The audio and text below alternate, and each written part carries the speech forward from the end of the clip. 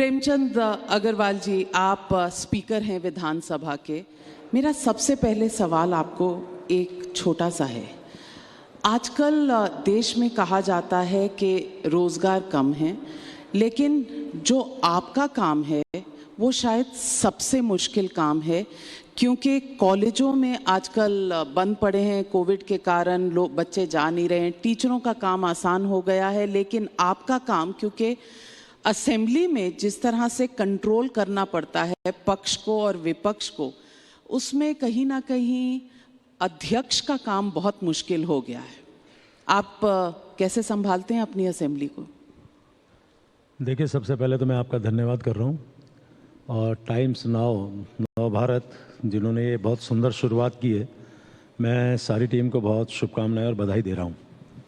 जहाँ तक आपके प्रश्न का जवाब है, मैं सौभाग्यशाली हूँ कि 5 वर्ष अब मेरे अध्यक्ष के कार्यकाल को होने जा रहे हैं, और कल ही यानी कि आज से पहले वाली रात से पहले एक बहुत बड़ा आयोजन मेरे विधानसभा के शासकीय आवास देहरादून में था, जिसमें माननीय मुख्यमंत्री जी, अनेकों माननीय मंत्रीगण, विधायकगण और अन्य हमारे तमाम जनप्रतिनिधि वहाँ मौजूद थे। एक स्वर से एक बात निकल के आई कि साहब, ये 5 साल का कार्यकाल आपका बहुत अच्छा रहा, और मैं उन सभी का धन्यवाद कर रहा हूँ जिन्होंने मेरे प्रति एक कृतज्ञता ज्ञापित की। मैं सदन के अंदर की यदि बात करूँ, सदन के अंदर शायद कोई 1-2 का अपवाद स्वरूप मैं विषय को छोड़ दूँ, तो मैं तमाम माननीय सदस्यों का, चाहे वो पक्ष के होंगे या विपक्ष के होंगे, मेरे यहाँ सदन बहुत अच्छे चले हैं। और मुझे खुशी इस बात की है कि एक बार सुमित्रा महाजन जी, जो हमारी लोकसभा अध्यक्षा थी, उन्होंने पूरे देश भर के अध्यक्ष विधानसभा गण बुलाए दिल्ली के अंदर, संसद के अंदर, और उन्होंने एक चर्चा की कि हमारे जो सदन हैं वो ठीक से नहीं चलते हैं, उसमें क्या कहना है।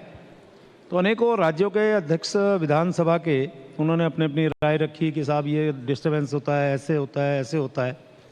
लेकिन जब मेरी बारी आई तो मैंने एक बात कही,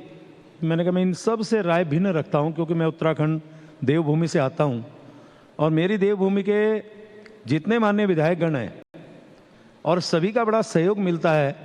क्योंकि ये बात लगभग 2 साल पुरानी मैं बता रहा हूँ, 2-2.5 साल पुरानी, तब मैंने कहा था कि मेरा सदन बहुत व्यवस्थित और बहुत अच्छे ढंग से चलता, कोई डिस्टर्बेंस ज़्यादातर नहीं होता है।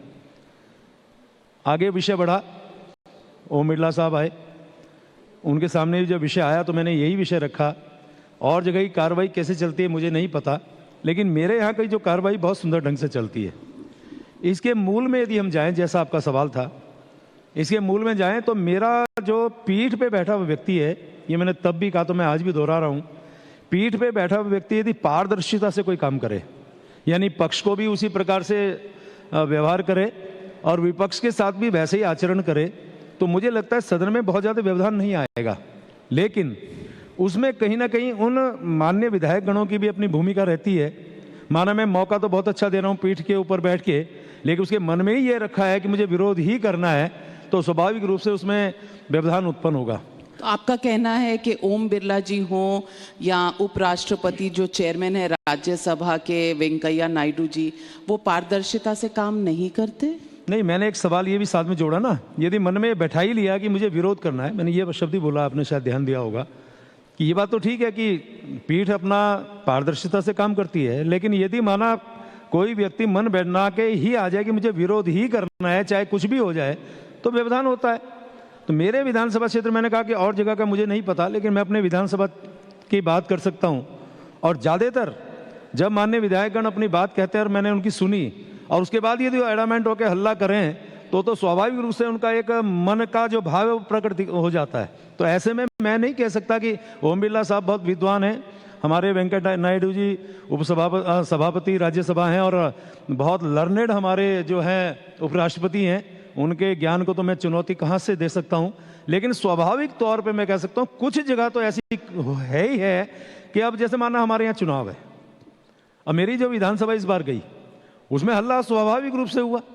कुछ लोगों को दिखाना भी होता है, प्रेस और आपके जैसे लोगों के माध्यम से, साहब हमने ये विषय उठाया, हमने ऐसा बोला, हमने ऐसा बोला, हमने ऐसा बोला। लेकिन यदि यही एक भावना बन जाएगी तो मैं ये बात भी कहने को तैयार हूँ कि इससे जो सरकार का जो बहुमूल्य समय है और उसमें जो लगने वाला पैसा है और जनता से जो अपेक्षा एक विधायक या सांसद से है वो भी कहीं ना कहीं धूमिल होती है। वो जनता का और सरकार का और अपना भी नुकसान कर रहे हैं, ऐसा उनको नहीं करना चाहिए।